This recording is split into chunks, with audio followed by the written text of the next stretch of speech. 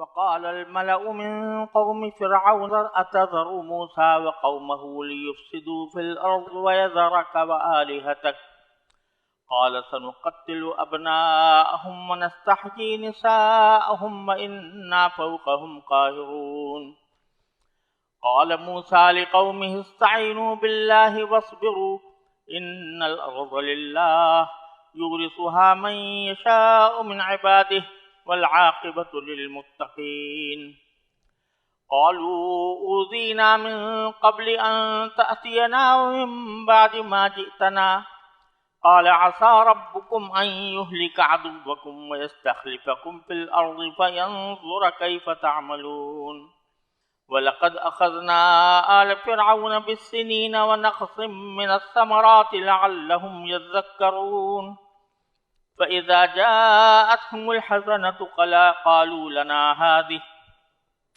وإن تصبهم سيئة يطيروا بموسى ومن معه ألا إنما طائرهم عند الله ولكن أكثرهم لا يعلمون وقالوا مهما تأتنا به من آية لتسحرنا بها فما نحن لك بمؤمنين۔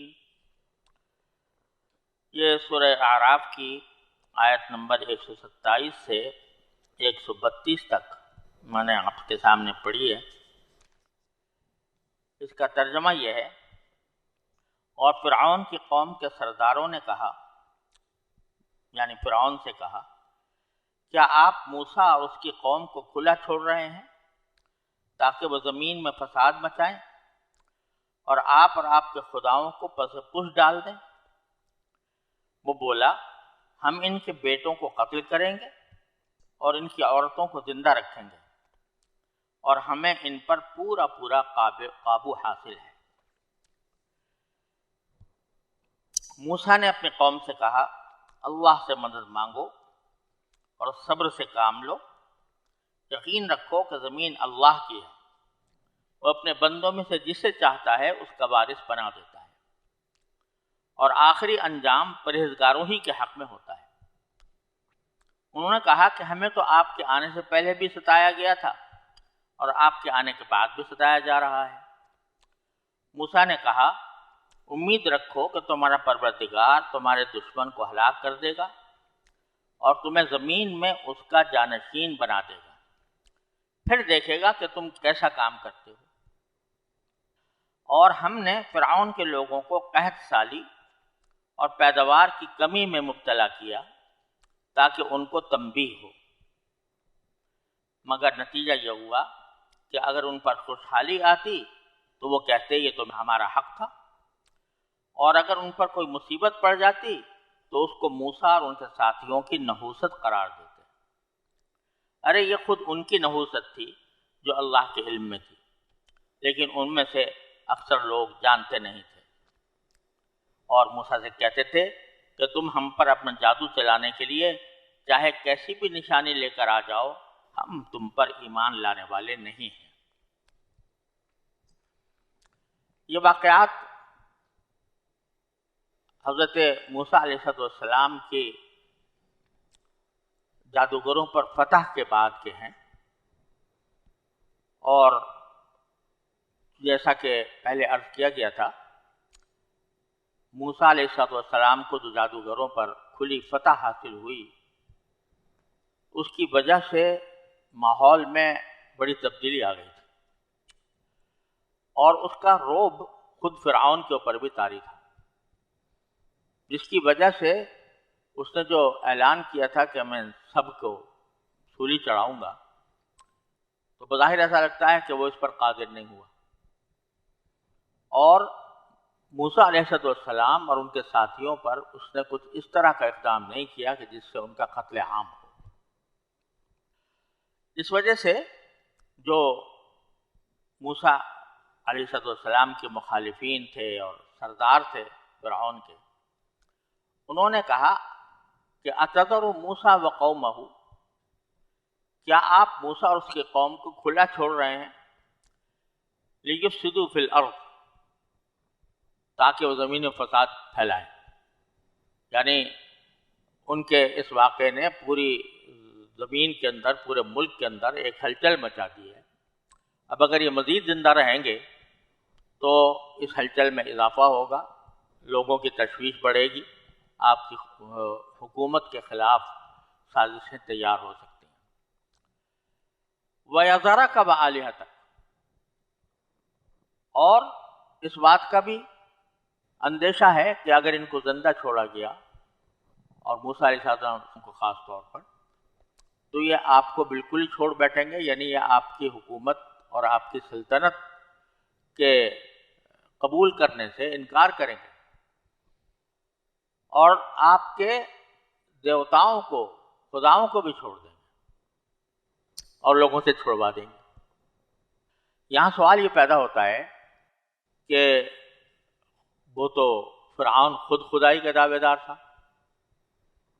قرآن کریم میں دوسری جگہ فرمایا گیا ہے کہ ما علمت لکم من الہ غیری، وہ یہ کہتا تھا کہ مجھے تو اپنے سوا کسی اور معبود کا میرے علم میں نہیں ہے، اور دوسری طرف یہ بھی کہا تھا اس نے کہ انا ربکم الاعلی، میں ہی تمہارا سب سے بڑا پروردگار ہوں۔ تو پھر یہاں اس کے خداؤں کا ذکر کس معنی میں ہے؟ جب وہ خود اپنے آپ کو خدا کہتا تھا تو یہ کہنا کہ وہ تمہارے خداؤں کو بھی موسیٰ علیہ السلام چھوڑ بیٹھیں گے اور لوگوں سے چھڑوا دیں گے، اس کا کیا مطلب؟ تو بعض مفسرین نے تو اس کے بارے میں یہ فرمایا ہے کہ اصل میں اگرچہ وہ خدائی کا دعوے دار تھا، لیکن وہ خود بت پرستی بھی کرتا تھا اور خود بعض بتوں کو پوجتا تھا، اور اس کا مقصد یہ تھا کہ میں اگرچہ سب سے بڑا رب ہوں، ربکم الاعلی، لیکن میں نے اپنے چھوٹے چھوٹے معبود بھی بنائے ہوئے ہیں اور ان سے میں مدد بھی لیتا ہوں۔ تو اس لیے ان کی پوجا وہ خود تو نہیں کرتا تھا لیکن دوسروں سے کرواتا تھا۔ تو اس لیے کرواتا تھا کہ یہ چھوٹے چھوٹے خدا ہیں جو میرے ماتحت ہیں، تم ان کی عبادت کرو۔ دوسری بات مفسرین نے یہ فرمایا کہ اصل میں بات یہ تھی کہ وہ خدائی کا اس طرح دعوے دار ہونا کہ اس نے ساری کائنات کو پیدا کیا ہے، یہ تو ایک بالکل ہی یعنی بدیہی البطلان بات تھی۔ ایسا دعویٰ نہ کوئی عاقل کر سکتا ہے اور نہ کوئی دوسرا اس کو مان سکتا ہے، جو دیکھ رہا ہے آنکھوں سے کہ یہ خود پہلے نہیں تھا، پیدا ہوا اور اب کسی وقت مر جائے گا، اور وہ ساری حاجتیں جو انسان کو لائق ہوتی ہیں ساری اس کو بھی ہوتی ہیں، کیسے اس کو تسلیم کرے گا کہ یہ خدا ہے؟ لہذا صورتحال یہ تھی کہ وہ اصل میں منکر خدا تھا، دہریہ تھا، اور یہ کہتا تھا کہ اس عالم کے اندر جو سفلی عالم ہے اس میں ستاروں کی کچھ تاثیرات ہوتی ہیں، ان ستاروں کی تاثیرات کی وجہ سے کچھ دنیا کے کام چلتے ہیں۔ جہاں تک میرا تعلق ہے تو میں سب کی پرورش کرتا ہوں، یعنی میں سب لوگوں کو کھلاتا ہوں، پلاتا ہوں، ان کے رزق کا انتظام کرتا ہوں، ان کے رہائش کا انتظام کرتا ہوں۔ تو انسانوں کی تربیت اور انسانوں کی پرورش میں میرے سوا کو میرا کوئی ثانی نہیں، ما علمت لکم من الہ غیری، اس معنی میں۔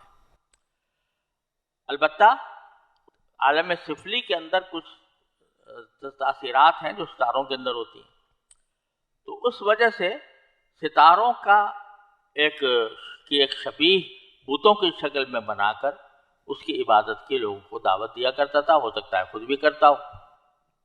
تو رب کہنے کے معنی یہ ہے، یہ نہیں کہ وہ خالق ہے، اس بات کے دعوے داروں کو میں خالق ہوں ساری کائنات، بلکہ یہ کہ تمہارا پروردگار ہوں، یعنی تمہیں پیدا میں نے کیا، تمہاری پیدا کے بعد تمہاری پرورش میں نے کی، اس کے لیے تمہاری زندگی کا سارے اسباب میں مہیا کرتا ہوں۔ اس لحاظ سے وہ اپنے آپ کو خدا بھی کہتا تھا، اور ساتھ ساتھ کواکب کی یعنی ستاروں کے جو شبیہیں ہوتی تھیں ان کے اوپر وہ خود بھی ایمان رکھتا تھا. ایمان کا معنی یہ کہ کسی خالق نے نہیں یہ پیدا کیے بلکہ خود بخود ان کے اندر تاثیر پیدا ہو گئی ہے اور اس واسطے ان کی عبادت کرنے میں کوئی حرج نہیں.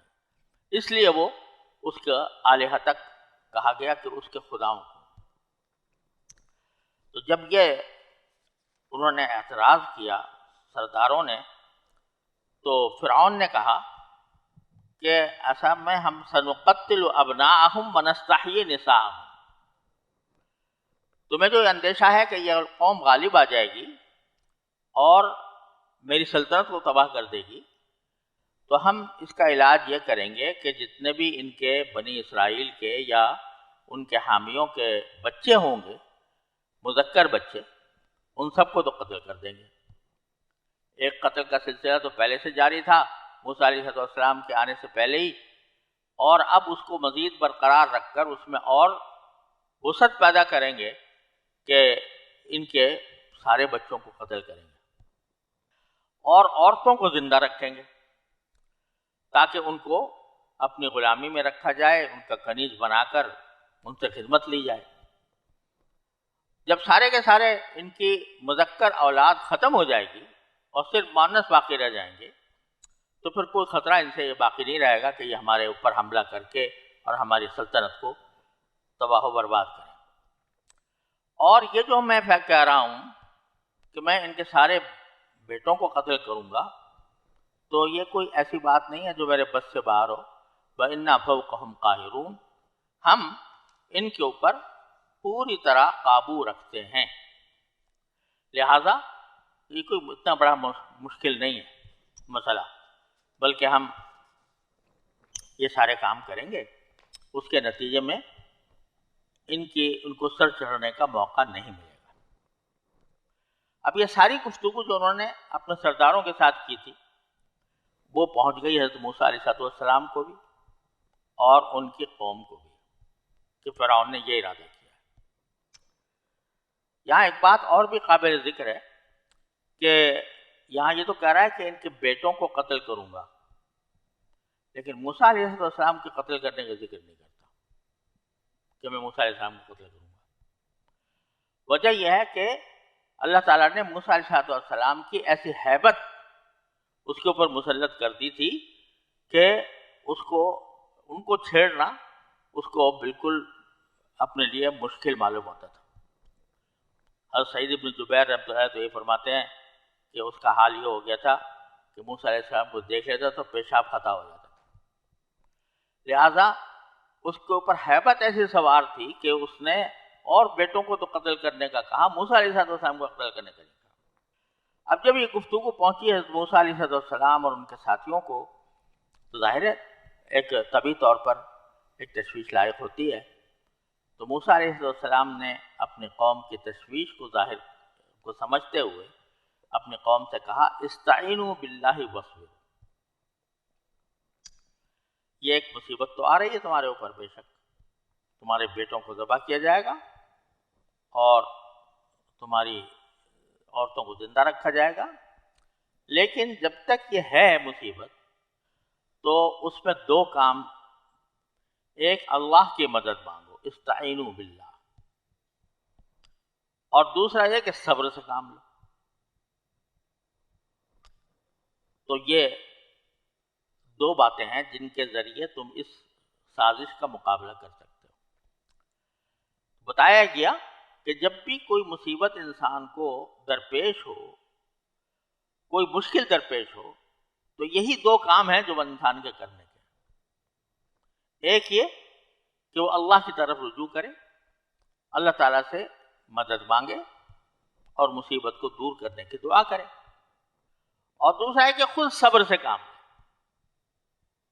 یعنی یہ سوچے کہ بھئی یہ ایک تقدیر کا ایک فیصلہ ہے جو ہو رہا ہے، اللہ تبارک و تعالیٰ کی مشیت سے ہو رہا ہے، تو مجھے اس پر کوئی اعتراض نہیں ہے، اس پر کوئی شکوہ نہیں. یہ صبر، عزیمت کا صبر، یہ دو کام ہیں جو انسان کو کرنے چاہیے ہر اس مصیبت پر جو اس کو پریشان کر رہی ہے. تو یہ دو نسخے تو یہ بتائے. پھر ایک طرح سے خوشخبری دی، بشارت دی. بشارت یہ دی کہ ان الارض للہ. تم یہ سمجھ رہے ہو کہ اس وقت فرعون اپنے لاؤ لشکر کے ساتھ، اپنے ساز و سامان کے ساتھ، اپنے تمام اسباب و وسائل کے ساتھ اس طرح مسلط ہے مصر کے اوپر کہ کوئی اس کو ہٹا نہیں سکتا. تو خوب سمجھ لو یہ نہ لاؤ لشکر کسی کام کا ہے، مال و اسباب کسی کام کے ہیں. زمین تو اللہ کی ہے، ملکیت اللہ تبارک و تعالیٰ کی ہے. تو یورثھا من یشاء من عبادہ، وہ اس کا مالک بنا دیتا ہے یا وارث بنا دیتا ہے اپنے بندوں میں سے جس کو چاہتا ہے.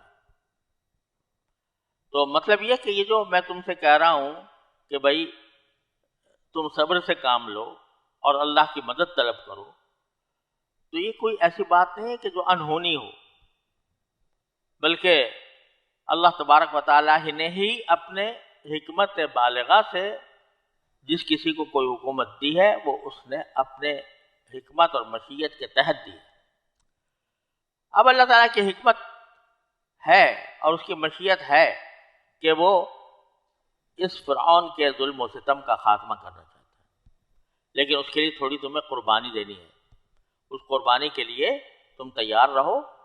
زمین اللہ کی ہے، کوئی بڑے سے بڑا حکمران بھی اپنی ملکیت کا دعویٰ نہیں کر سکتا، اور اگر کرے گا تو بے وقوف ہوگا، کیونکہ اللہ کی زمین ہے، جس کو چاہتا ہے وہ اپنے بندوں میں سے اس کا وارث بنا دیتا ہے. والعاقبۃ للمتقین. اور جب حق و باطل کی لڑائی ہو رہی ہو اور اللہ کے ماننے والے اور اللہ کو والعیاذ باللہ جھٹلانے والے یہ آپس میں مد مقابل ہوں، تو انجام کار فتح متقین کی ہوتی ہے جو اللہ تعالیٰ سے ڈرنے والے ہیں. تو اسی تو پہلے سے جو ایک طرح سے بشارت دے دی کہ یہ جو کچھ تکلیفیں پہنچ رہی ہیں یہ عارضی ہے.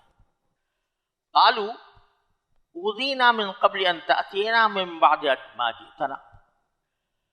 بنی اسرائیل جو قوم تھی موسیٰ علیہ السلام کی، اس نے کہا کہ ہمارے ساتھ تو معاملہ یہ ہو رہا ہے کہ ہمیں آپ کے آنے سے پہلے بھی ستایا گیا تھا اور آپ کے آنے کے بعد بھی ستایا جا رہا ہے. مطلب یہ ہے کہ جب ہمیں پہلے ستایا گیا تھا تو ہم اس امید میں بیٹھے تھے کہ کوئی پیغمبر آئے گا تو ہمیں اس مصیبت سے نجات دلا دے گا، لیکن آپ کے آنے کے بعد بھی یہ سلسلہ جاری ہے، لہذا ہم پریشان ہیں. اس کو شکایت بھی کہہ سکتے ہیں کہ شکایت کی ہو موسیٰ علیہ السلام سے، لیکن اگر اس کو شکایت پر محمول نہ کیا جائے تو ایک واقعے کا بیان بھی ہو سکتا ہے کہ انہوں نے یہ کہا کہ آپ کے آنے سے پہلے ہمیں امید تھی کہ پیغمبر آئیں گے تو ہمیں اس مصیبت سے نجات دلا دیں گے، لیکن آپ کے آنے کے بعد بھی یہ سلسلہ جاری ہے، تو اس سے ہمیں تشویش ہے، پریشانی ہے. تو حضرت موسیٰ علیہ السلام نے جواب میں ان کو ڈانٹا نہیں. اگر یہ محض شکایت ہوتی، ایک گستاخانہ شکایت ہوتی، تو حضرت موسیٰ علیہ السلام کو سخت جواب دیتے، لیکن ظاہر یہ ہے کہ یہ شکایت کا انداز نہیں تھا، ایک واقعے کا بیان تھا. لہٰذا موسیٰ علیہ السلام نے کوئی سختی کا جملہ نہیں فرمایا، بلکہ فرمایا عسیٰ ربکم ان یہلک عدوکم. امید رکھو کہ تمہارا پروردگار تمہارے دشمن کو ہلاک کر دے گا. عصا جو لفظ آتا ہے عربی زبان میں، وہ آتا ہے اس بات کو بیان کرنے کے لیے کہ فلاں چیز کچھ بعید نہیں ہے، کچھ دور نہیں ہے، اور اس کا بڑا احتمال موجود ہے. تو اس لیے اس کو یہ کہہ سکتے ہیں کہ ایک طرح سے اس میں ایک امید کا پہلو ہوتا ہے. تو اس لیے ہم نے ترجمہ یہ کیا ہے کہ امید رکھو کہ تمہارا پروردگار تمہارے دشمن کو ہلاک کر دے گا. وَيَسْتَخْلِفَكُمْ فِي الْأَرْضِ، اور زمین میں تمہیں ان کا جانشین بنا دے گا یا اپنا خلیفہ بنا دے گا. دونوں معنی ہو سکتے ہیں، یعنی تو اقتدار تمہیں عطا کر دے گا. تو گھبراؤ نہیں، ایک وقت آنے والا ہے جب اس کا اقتدار ختم ہوگا اور تمہارا اقتدار تمہیں حاصل ہو جائے گا. لیکن فَيَنْظُرَ كَيْفَ تَعْمَلُونَ، پھر دیکھے گا کہ کیسے عمل کرتے. بتلا دیا کہ اقتدار حاصل ہو جانا یہ کوئی منزل مقصود نہیں ہے. منزل مقصود یہ ہے کہ اقتدار حاصل ہونے کے بعد تم عمل کیسے کرتے ہو اور اللہ تبارک و تعالیٰ کے دین کو کس طرح نافذ کرتے ہو اور اس کے اوپر کس طرح عمل کرتے ہو. اس جملے نے بڑا ایک تنبیہ کر دی ہے تمام دنیا کے حکمرانوں کو کہ اگر کبھی تمہارے اوپر یہ اللہ تعالیٰ کا انعام ہو کہ تمہیں اقتدار عطا کر دیا جائے تو یہ نہ سمجھو کہ بس ہماری منزل آ گئی. یہ تو تمہارا امتحان ہوگا. امتحان یہ ہوگا کہ تم کیسے عمل کرتے. حضرت والد صاحب قدس اللہ تعالیٰ سرہ نے معارف القرآن میں تفسیر بحر محیط کے حوالے سے ایک واقعہ نقل کیا ہے کہ بنو عباس کے دوسرے خلیفہ منصور یہ جب تک خلیفہ نہیں بنے تھے تو ایک روز حضرت عمرو بن عبید ایک بزرگ تھے وہ ان کے پاس آئے کر انہوں نے یہ آیت پڑھی عسیٰ ربکم ان یہلک عدوکم فیستخلفکم فی الارض. تو یہ آیت پڑھ کر ایک ان پر منطبق کرنے کو شاید آپ کا پروردگار آپ کے دشمن کو تو ہلاک کر دے اور آپ کو خلیفہ بنا دے. ایک طرح سے ان کو بشارت دی کہ شاید آپ خلیفہ بنیں گے. اس کے بعد منصور خلیفہ بن گئے. تو عمرو بن عبید ان کے پاس دوبارہ پہنچے تو منصور نے ان کی پیشین گوئی جو اس آیت میں تھی وہ یاد دلائی کہ بھئی آپ نے مجھے پیشین گوئی اور کہا تھا کہ عسیٰ ربکم ان یہلک عدوکم ویستخلفکم فی الارض. تو عمرو بن عبید نے جواب دیا کہ ہاں خلیفہ ہونے کی پیشین گوئی تو پوری ہو گئی مگر ایک چیز باقی ہے یعنی فینظر کیف تعملون کہ جب آدمی اللہ تبارک و تعالیٰ کسی کو خلیفہ بناتا ہے تو پھر وہ یہ دیکھتا ہے کہ وہ عمل کیسا کرتا ہے. مطلب یہ تھا کہ ملک کا خلیفہ بن جانا یا امیر بن جانا یہ کوئی فخر و مسرت کی چیز نہیں ہے کیونکہ دیکھنا یہ ہوگا کہ اب خلیفہ بننے کے بعد آپ کا رویہ کیسا رہے گا اور کس طرح آپ عدل و انصاف قائم کریں گے. تو اب اس کے بعد ایسا ہی ہوتا رہا. فرعون اپنے ظلم و جبر پر قائم رہا. موسیٰ علیہ السلام اور ان کی قوم اپنے ایمان پر قائم رہی. تو اس کے بعد کیا ہوا؟ باری تعالیٰ فرماتے ہیں کہ ہم نے جیسا کہ ہماری عادت ہے سنت ہے ہر قوم کو ہم کبھی خوشحالی سے آزماتے ہیں کبھی بدحالی سے. خوشحالی کے ذریعے آزماتے ہیں کہ یہ شکر ادا کرتی ہے کہ نہیں کرتی اور بدحالی سے آزماتے ہیں کہ یہ واپس آتی ہے کہ نہیں آتی. چنانچہ اس کے بعد ہم نے لقد اخذنا آل فرعون بالسنین ونقص من الثمرات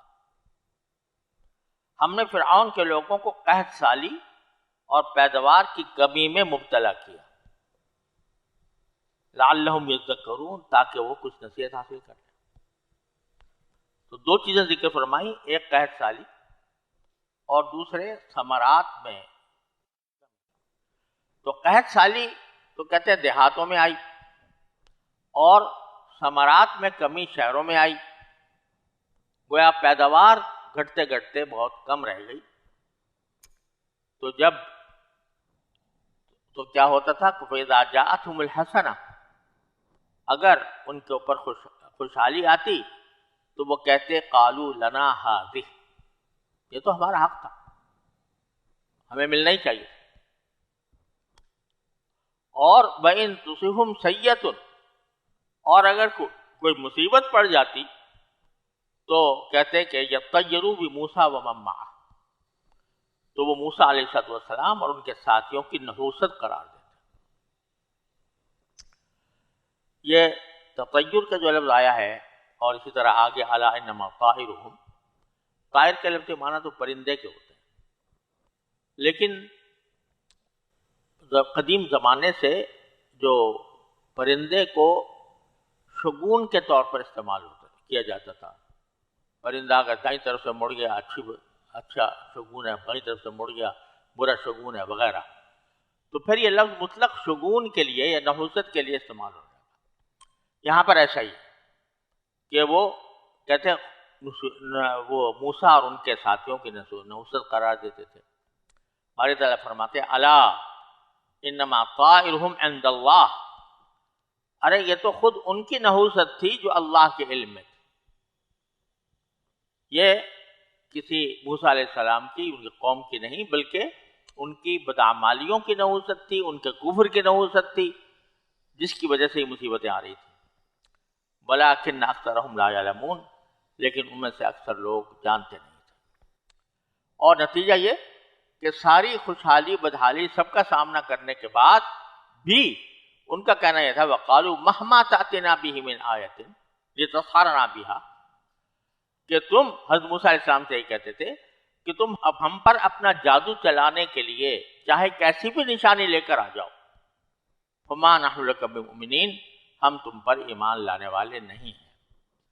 تو اللہ تعالیٰ نے بتایا کہ ایک دم سے ہم نے ان کی سلطنت کو ختم نہیں کیا، بلکہ ہم نے ان کو مختلف طریقوں سے نصیحت دلانے کی کوشش کی، لیکن یہ صاف صاف کہہ گئے کہ ہم کسی بھی نشانی پر ایمان لانے والے نہیں ہیں۔